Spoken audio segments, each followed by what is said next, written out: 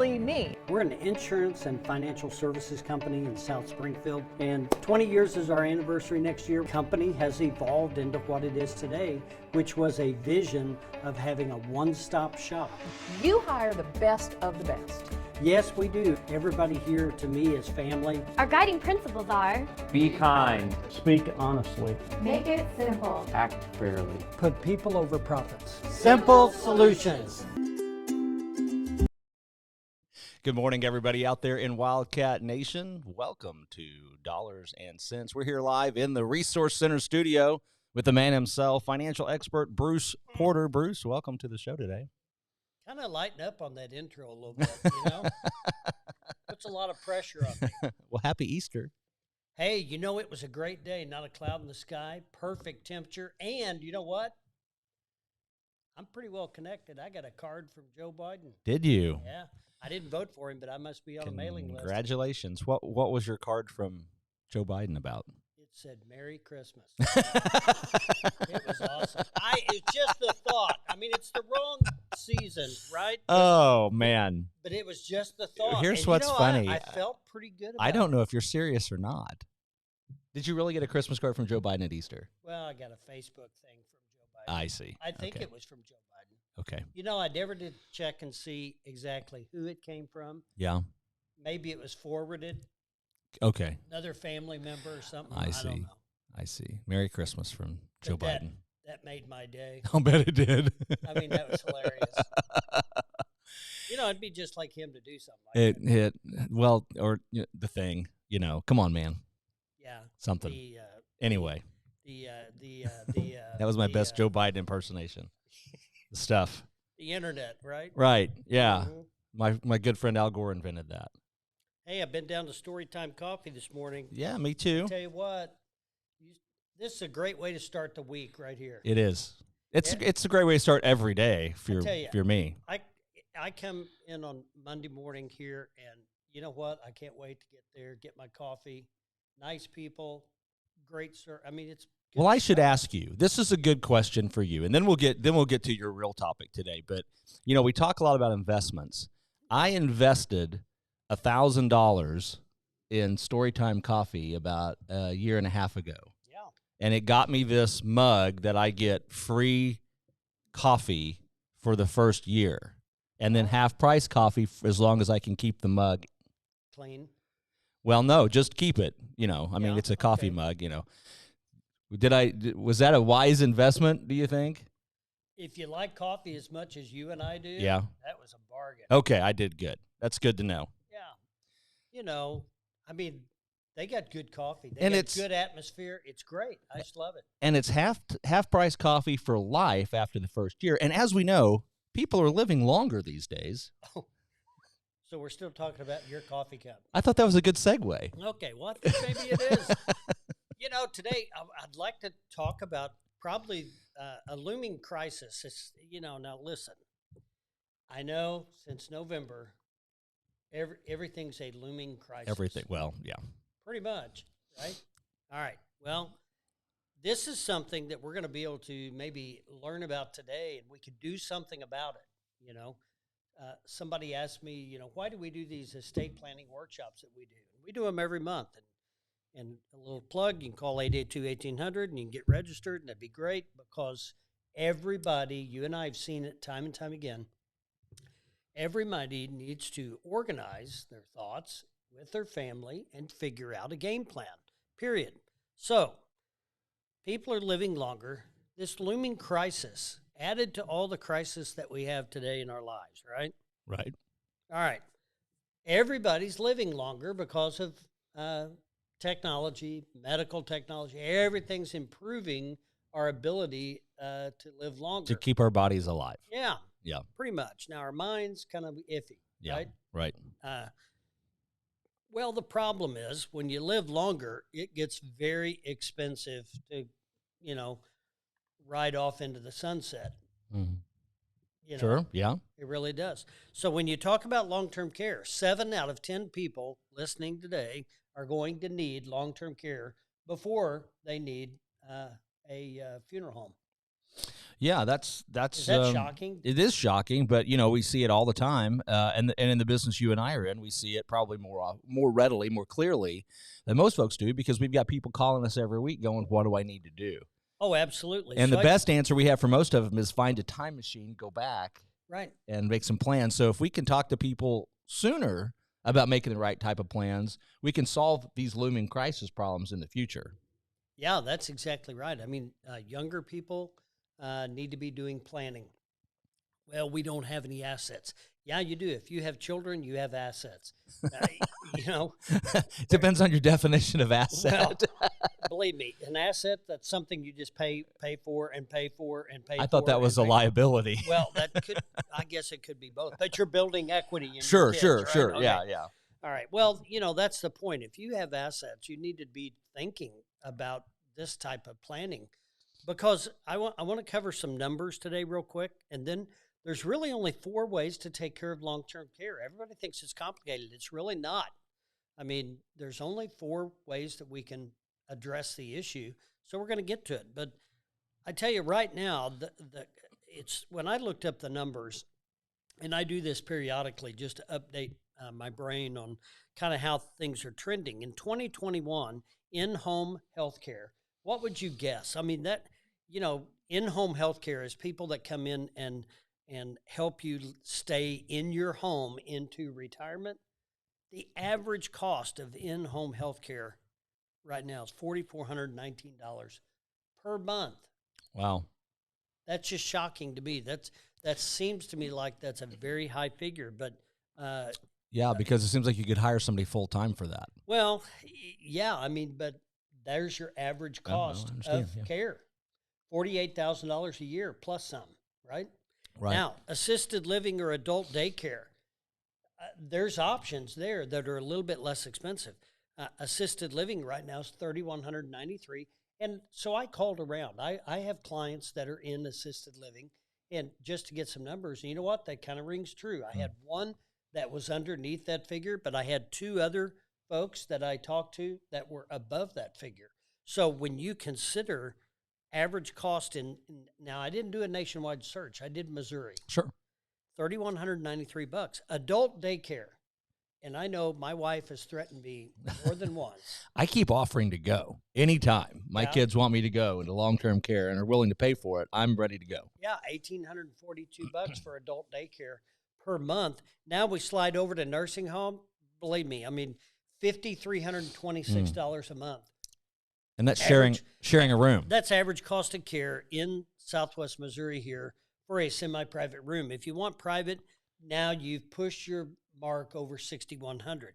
Now, at a 3% inflation rate, 10 years from now in 2030, instead of in-home health care costing $4,400, it's going to be $5,700. Instead of assisted living running $3,193, $4,166. Well, and Shocking. 3% inflation's from where we're at right now. Yeah. It's kind of low, don't you think? Well, yeah. When you look at 5%, it's going to shock you, right? $6,900 for in-home health care per month. If you slide all the way over to nursing home, average cost of a private room 10 years from now at a 5% inflation rate, which I think figuring 3 is too low. At a 5% rate, it's $9,600. So we're a month. talking 10 grand. 10 grand a month. So, and that's not for extra depends, extra garments, extra makeup, extra whatever you may need in the nursing home. So the point is the costs are going through the roof, and it's like out of sight, out of mind. People aren't thinking about it. And it's something I think we need to have the discussion. 4 ways to take care of it. Estate planning options are your best option. Here's why. You can set up documents that will protect your assets. And we've paid for benefits our whole life through our Medicaid. It's time to get them. Employment. Now it's time to get them, know. Protect your assets. Don't inherit a nursing home at the very end and slide all your assets to your family and take care of it. Now, you can learn about the estate planning options again coming to our workshops. I think are they this week? Yeah, we've got one tomorrow night at 6 o'clock, and then one Wednesday afternoon at 2 o'clock. Right. And if you want to get in one of those, if we've got any spots left, to 882-1800 to register for those. We do those together. Yeah. Because the legal side's half of it, the financial side's half of it. It's important to have both of those together to have a successful plan. The question that I have from this, Bruce, and you may not know the answer to this today, but I'm looking at 2030. And I'm going, I hope I'm not in a nursing home. I don't need a nursing home, long-term care by 2030. Yeah. It begs two questions. One, hopefully I'm looking more around 2050 by the time I get there. Yeah. But, the costs are going to be even higher, and I know we can't project out that far. But, the question that I had is, what kind of average age? And we're probably going to have to do the research on this, but what's an average age that people end up going into long-term nursing care? I'm assuming it probably starts at around the age 70, 75, depending on how well people take care of themselves. That's a good question. I didn't look at that. I will look that up. I'd like to know that myself. Yeah, I would too. I do know one thing. Younger people are going to care sooner than what used to happen. Used to, it was remember back in the day, our grandparents, our great-grandparents, they were 60 years old and they looked like they'd been run through the mill. Right. Yeah. Right. Yeah. And, and society has changed everything, and everything's evolved over the years. Right. Right. But now we're seeing a younger trend due to cognitive impairment, the Alzheimer's issue. And, anything could happen, but that is a good question. Well, I'm going to look that up. I think the takeaway here is, and I'm going to hammer this home every chance I get, you can never plan too soon, but you can always plan too late. Oh, absolutely. Yeah, it's never too soon to do this planning. How many times have we seen people come in and go, you know what, a lot of people say, gosh, I wished I'd have met you guys 5 years ago. Oh, I know. And, and that 5 years is today. Why not sit down and just organize your thoughts? And you know what? We don't charge a fee to do that. No, we don't. We don't charge a fee to sit down and just visit. No, you got Will's 25 plus years experience, my 30 plus years experience. Just ask us questions, and we like to just sit down and visit. Yeah, the seminars are free. You come to that, you get some free meetings with us. It's free. It's free. It's free. Yeah, because you know what your alternatives are? Long-term care insurance. Yeah. All right, now why do you not want to buy that when you're 75 years old? I'm assuming it costs $10,000 a month. Yeah, approximately. Long-term care insurance is great when you're 40 or 50 years old. You can buy it, lock in a price. But people wait too late in life, and that's what makes long-term care insurance cost prohibitive. Now, granted, if you go to care, you're going to gain that back at these prices. You're going to gain your premium you paid back pretty quick. But why do people not keep it? The average age of a long-term care insurance policy, it's about 7 years. People buy it. They oversell it to seniors. You don't need all the bells and whistles. You need a basic plan. Right. But still, even yet, that's too expensive. And then you die and never go to care. Well, and what people don't And your money's understand gone. with long-term care, and I think you do a great job of explaining this to folks, is you don't need a plan that's going to cover you for 10 years. You need one that's going to cover you for five if you're working with the right experts in the area. Right. And you don't need one that pays even the full amount of this. You need one that pays a portion of that because you have other income that's going to have to go there anyway to some extent. So it's looking at that total package. It's not just looking at what the long-term care policy is. It's looking at your entire financial picture and seeing what piece does long-term care fit into your total plan so that it makes sense. Absolutely. That's exactly what you look. It's a supplement. It's not designed to pay the entire price. It's designed to supplement your current income. Right. So, one more option is life insurance. Well, gosh, I'm 70 years old. Why do I need life insurance, right? I don't have any debts. My kids won't come back home anymore. You had to kick them to leave out the door, and now they don't ever come. Well, it depends. Right? So kind of got one of each. Yeah, there you go. And so life insurance is as an option for long-term care. It's not the death benefit necessarily. It's part of the overall package. Now, why is life insurance a better option than long-term care insurance? Because if you die and never go to care, your long-term care insurance premium is just out the window. Right. And if you die and never go to care with a life insurance policy with living benefits, you get all that money back to your estate that you've paid in, plus some additional death benefit, all tax-free. Now, that's all well and good, but why do people not buy life insurance? Because they have this thick head that says, I'm 70 years old, I don't need insurance. The only other option that I can think of, and you'll probably agree with me, is let's do nothing. Oh, we see that all the time. Right? Yep, the do Now, nothing plan. Here's what we got to consider. All of your assets are exposed to spend down or recovery. All of them. All of them. All right? You must be broke to qualify for Medicaid. That's kind of it. Sum it up. What's it take? You got to be broke. Right? All right? Surviving spouse, you're the gal left at home or the guy left at home. You've got all the burden. You've got all the worry. You've got all the frustration, and you don't get any income. And that's important because I Everything think what goes. people think is, I don't mind. I don't care what happens to me. And so, it's no big deal. But you do care, hopefully, what happens to your spouse.